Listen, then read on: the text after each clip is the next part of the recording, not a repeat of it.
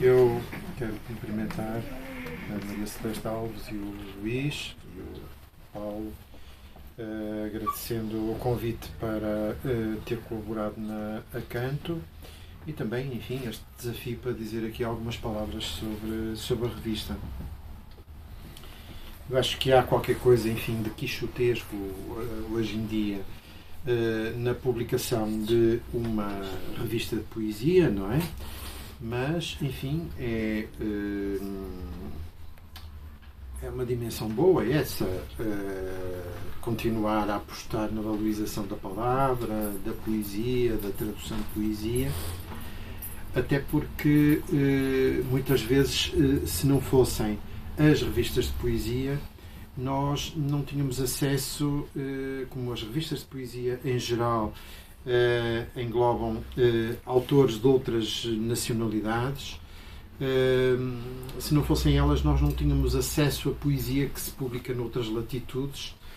Aliás, é uma das características deste número 6 da Acanto, com uma presença forte de poetisas da Colômbia, de poetas do Brasil, da Espanha, dos Estados Unidos e, portanto, essa é uma das grandes virtudes que têm as revistas de poesia, não é?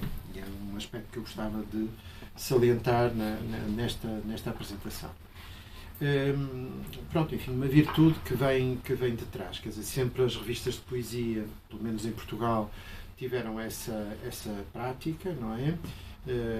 O Orfeu, a Presença, as revistas do neorrealismo, os cadernos de poesia que estiveram ligados a Sofia de Melo Brainer, o Jorge de Sena, o Rui Sinati, o José Blanco de Portugal, o Tomás Quim,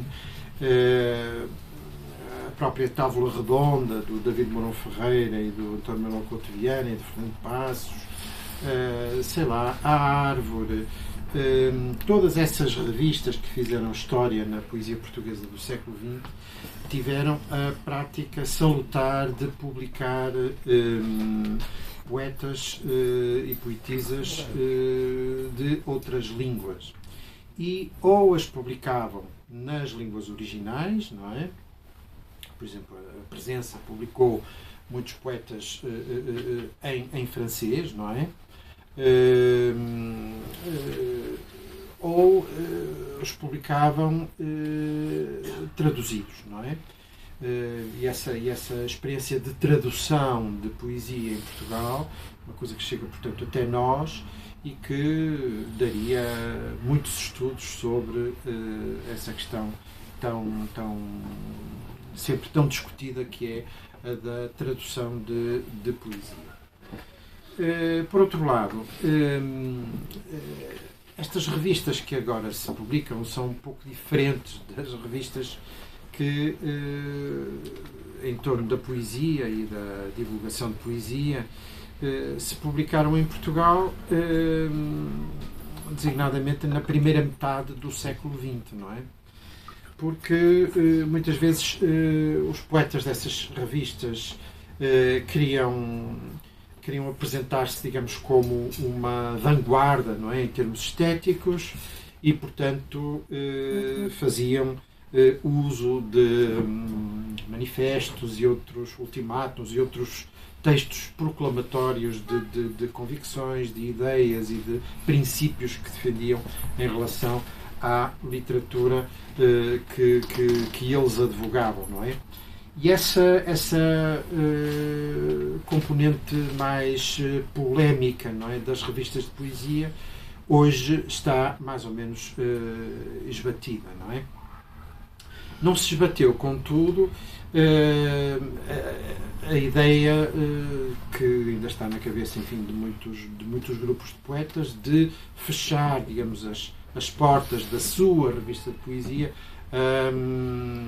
a vozes que eles não consideram, ou que não consideram modernas, ou que não consideram partilhar dos seus princípios estéticos. E desse ponto de vista, umas mais, outras menos. Nós temos revistas já do nosso tempo, como, sei lá, como Relâmpago, ou como Limiar, ou como,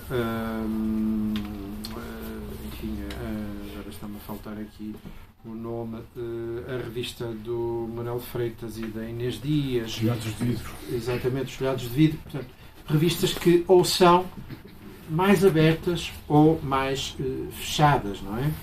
E, portanto, isto significa que, por vezes, nelas ou encontramos maior diversidade estética ou menor diversidade estética. Não é?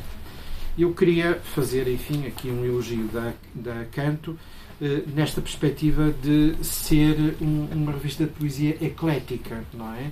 E diversa, não é? Variada nas suas contribuições. Há aqui muitos tipos de poesia.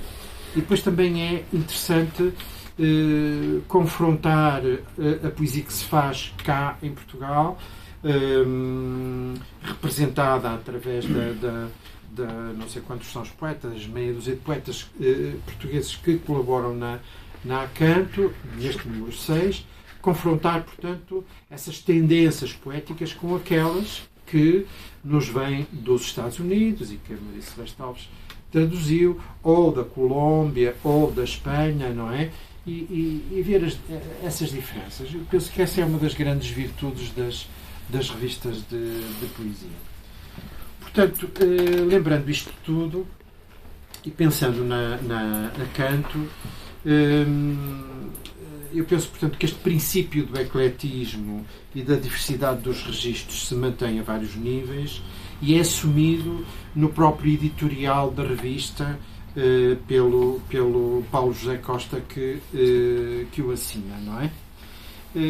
Mesmo se olharmos para os poetas portugueses que aqui estão, João Paulo Esteves da Silva, João Rasteiro, Leonor Hipólito, Romeu Foz, Sofia Sampaio, eu próprio, não há assim muito em comum nas poéticas que aqui encontramos, e ainda bem, não é?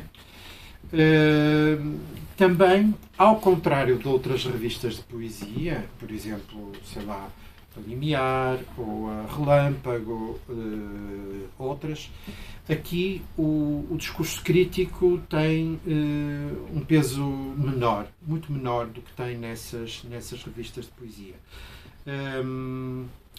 Embora as revistas de poesia também sempre tenham estado mais ou menos abertas ao discurso crítico. Aqui há apenas um texto crítico, ou, se quisermos, um texto crítico, um texto histórico ou crítico, não é?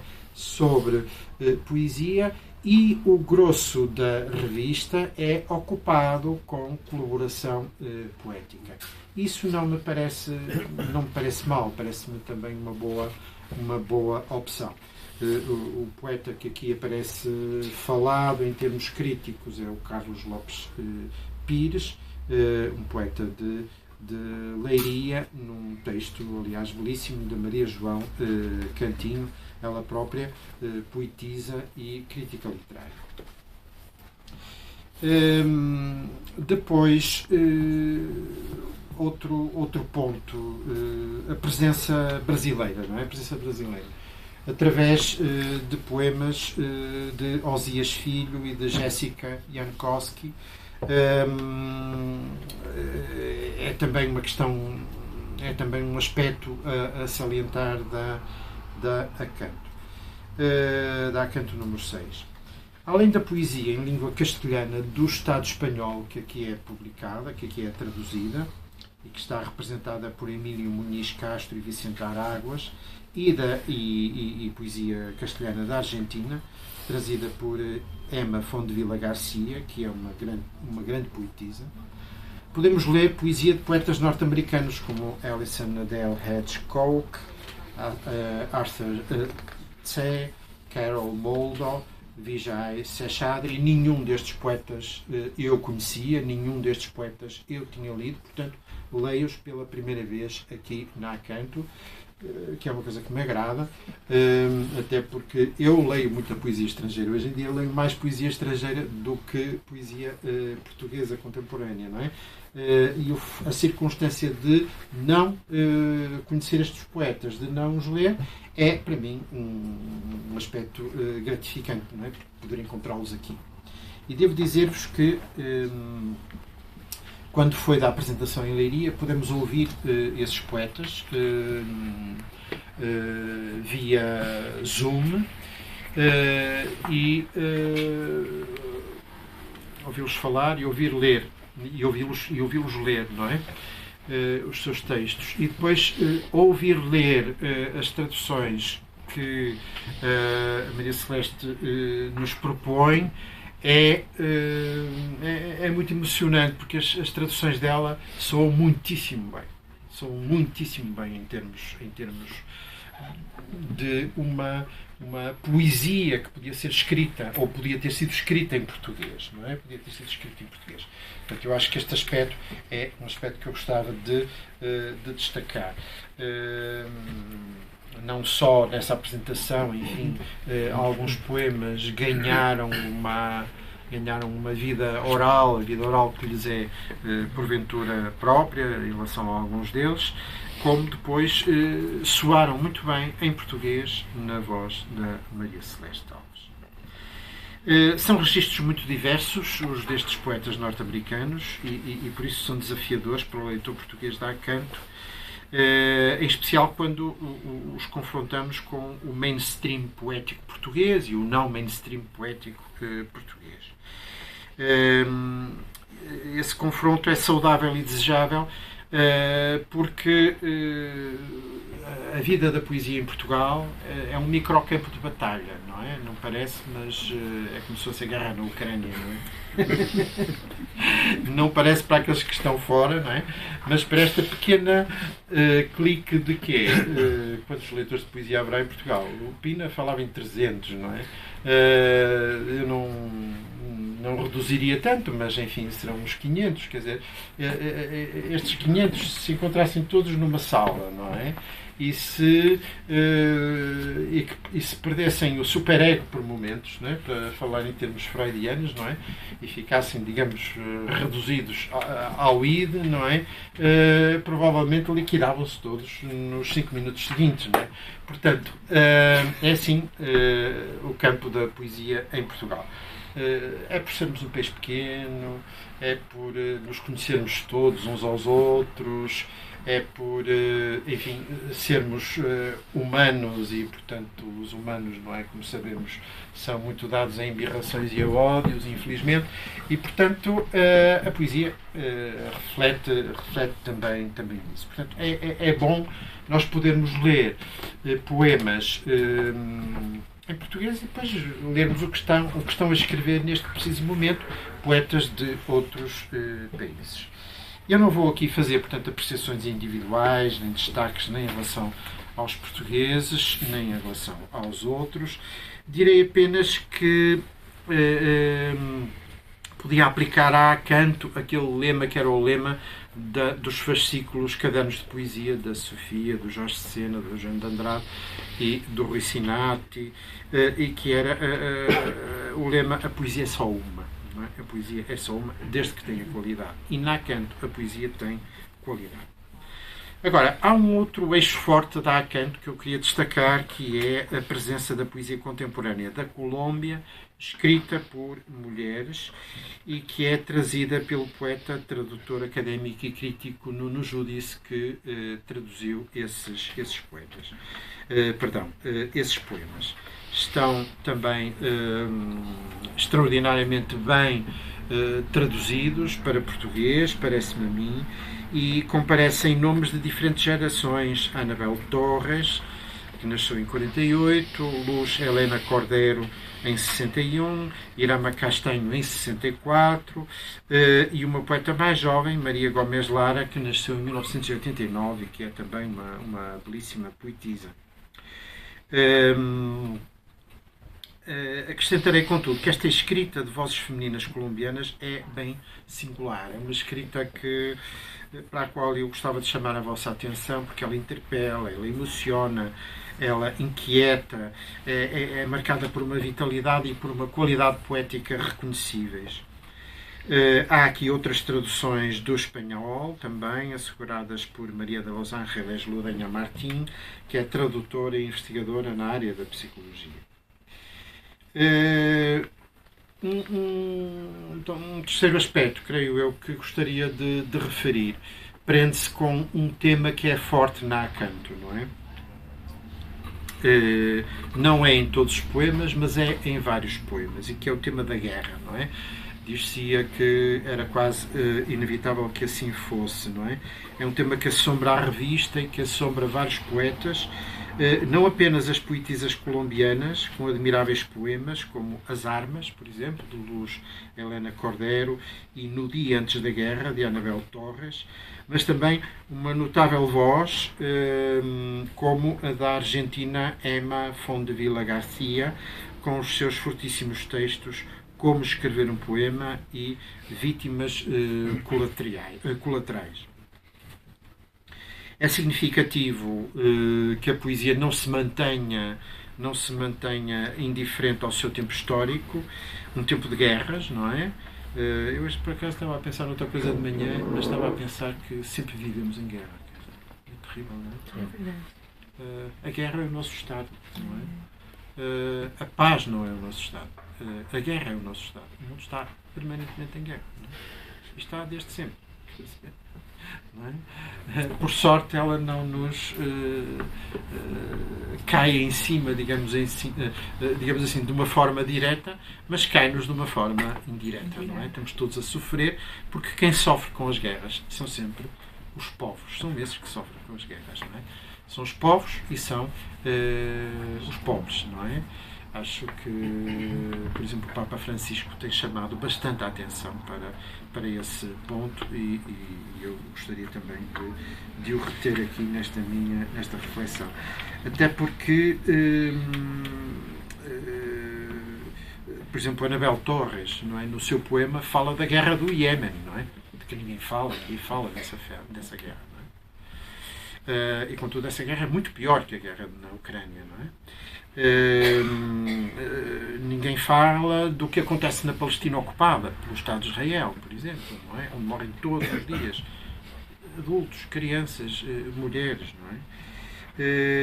E também há composições da Emma Fondevila Garcia que falam precisamente da tragédia que é a guerra na Ucrânia.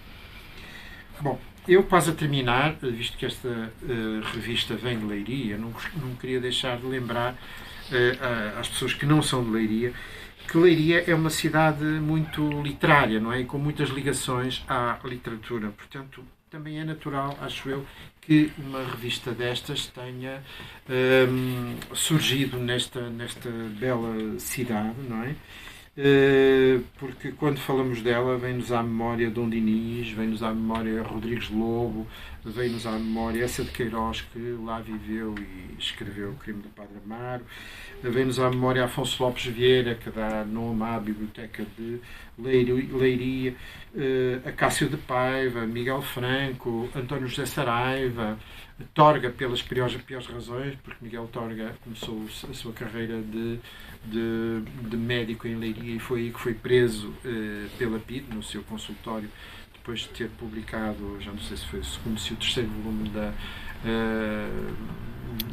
da criação do mundo, não é? E foi levado para o Aljube, onde esteve sem julgamento no tempo do fascismo vários meses. E onde, felizmente, no Aljube compôs alguns poemas admiráveis, não é?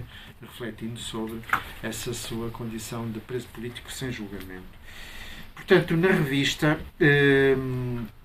uma das etapas desta diacronia literária de Leiria é lembrada na memória sobre Almagre, que é o nome de uma coleção de poesia dos anos 60, em que intervieram Luís Branquinho, Alberto Costa, Levi Condinho, Jaime Fernandes, António Maria de Sousa e Augusto Mota.